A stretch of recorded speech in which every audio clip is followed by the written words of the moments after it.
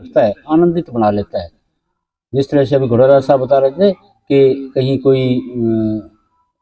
कहीं किसी घर चला जाए, राम नाम सत्य बोल दे तो नाराज हो जाते हैं। इसी तरह से एक मियाँ जी ने अपने बेटे को कहीं शौक मनाने के लिए भेज दिया।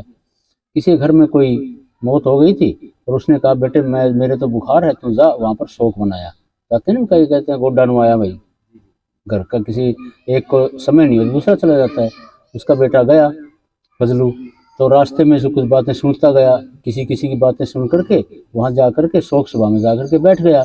बैठते ही कहने लगा भाई अच्छा हुआ मर गया, रांद कटी, ठीक है, यही कहते हैं सारे, क्योंकि बड़ा निकम्मा था, बस बोलने का उसको तमीज नहीं थी, बिल्कुल ही निकम्मा था। सारे मोहल्ले के और सब परेशान थे उससे, तो ठीक है मर गया, ठीक है रांद कटी, इस तरह बोलता गया। और उसका बाप वहां पर बैठा था, वो कह तो कुछ सकता नहीं था, लेकिन मन ही बड़ा नाराज हुआ, क्यों काफी लोग बैठे थे।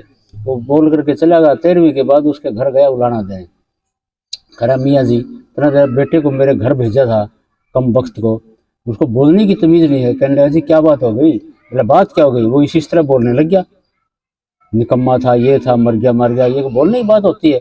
उसको बोलने की तमीज नहीं है, ऐसे ऐसे निकम्मे तरह पैदा किए हैं बच्चे। उसने उस फजलू को बुलाया, एक थप्पड़ उसको जड़ दिया। कम वक्त उल्लू के पट्टे, सारी जगह कोई सारी बातें सच्चाई थोड़ी बोलनी होती है, मूर्ख, क्यों सच्चाई बोल ली वहां पर? फिर उसको कहने लगा भैया बात है, कोई बात नहीं, मेरा कम वक्त है, इसको बोलना नहीं आता, अगली बार तेरा छोटा बेटा मरेगा ना मैं आऊंगा, मेरा तो बुखार था इसलिए नहीं आया। अब उसको क्या करना है? जिसको बोलना नहीं आता ना, वो सारी जगह लड़ाई झगड़े परेशानियां और दूसरों से नाराजगी ढूंढ लेता है। एक पत्नी अपनी पति को बता रही थी, वो उससे नाराज थी किसी बात पर, कहने लगी कब आओगे घर? बोला क्या बात, क्या बना रखा घर में खाना? वो नाराज हो, कहने लगी जहर बना रखा है। फिर बोला ऐसे है, कोई बात नहीं, मैं तो मेरे दोस्त के घर खाना है मेरा, तो वो जो खाना बना रखा है तुम ही खा लेना। जैसे कहोगे वैसे सुनने को मिल जाती है। क्रोध यही है, कोई तो क्रोध में जीता है, कोई बोध में जीता है। बोध का मतलब जिसको शब्द का ज्ञान है, बुद्धि है, वो बोध में जीता है, और जिसको ज्ञान नहीं है वो क्रोध में जीता है। घर में छोटी छोटी बातों में क्रोध पाल लेते हैं। और जिसको बोलने का कला आती है, वो इसी जीवन में से आह्लाद प्रसाद निकाल लेते हैं। एक पति और पत्नी रात को खाना खा करके वो उससे नाराज हो रही थी, कम वक्त कहीं का, वो लेट आता घर में, कुछ नहीं बोला। फिर वो कहने लगी निकम्मा कहीं का, तेरे तू तो बिल्कुल निकम्मा है, तेरे साथ ना ही शादी करवाती अच्छा था। वो कुछ नहीं बोला, क्यों शांति प्रिय व्यक्ति था। फिर वो कहने लगी जानवर कहीं का, तेरे मुंह में जबान नहीं है, जानवर कहीं का, तो बिल्कुल निकम्मा है। तो वो कुछ नहीं बोला। सुबह उठी, आत्मग्लानि हुई, पति को उसने जानवर कह दिया था रात को। सुबह माफी मांगने लगी, कहने लगी मेरे से गलती हो गई थी, रात को मैंने आपको जानवर कह दिया था। उसने देखो इसको भी मजाक बना लिया। वो कहने लगा अरे धन तो कुछ कहा नहीं। बोला कैसे?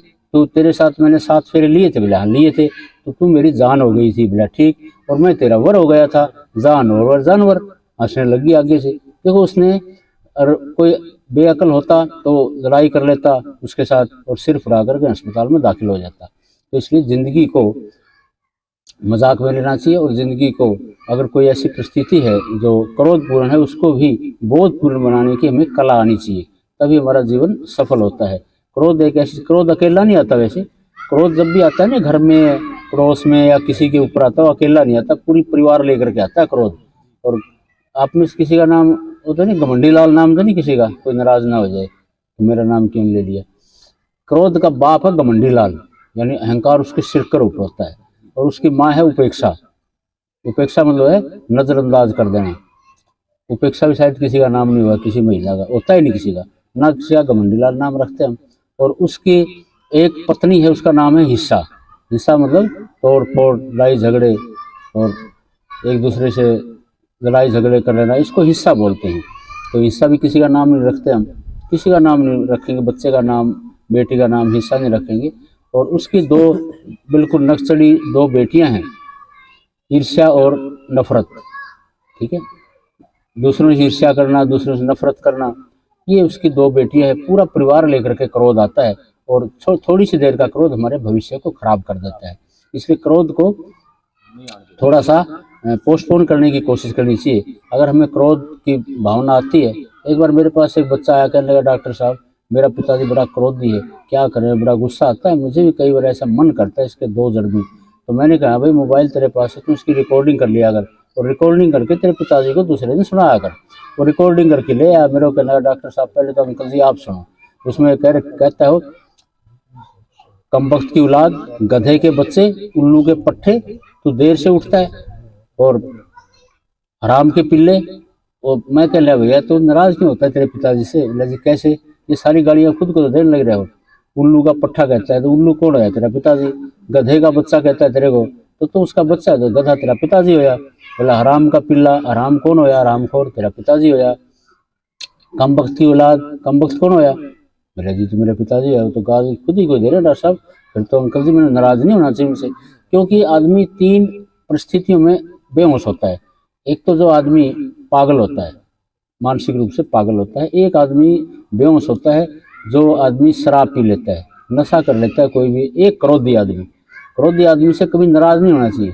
अगर आपके सामने कोई भी घर का पति पत्नी माँ बाप बच्चे अगर क्रोध हो जाए, आगे से गुस्से में हो जाए ना, उनसे कभी नाराज नहीं होना चाहिए, क्योंकि वो बेहोश होते हैं।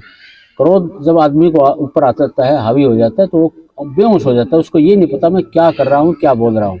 कई बार हमारे पास रोगी आते हैं। एक गांव से, पास के गांव से आया था, उसके बाप का उसने सिर फोड़ रखा था। तो मैंने उसके बेटे से पूछा भाई क्या हुआ? बोला जी मैंने तो पता नहीं डॉक्टर साहब, ये तो मैं करना ही नहीं चाहता था, मेरे बाप का सिर मैं थोड़ा फोड़ूंगा, लेकिन गुस्से में ऐसा काम हो गया।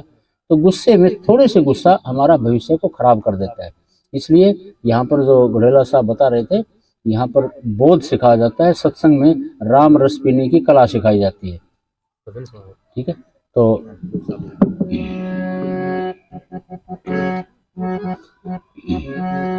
राम रस जिसने पिया उसका तो हो गया बेड़ा पार। राम रस जिसने पिया उसका तो हो गया बेड़ा पार। उसका तो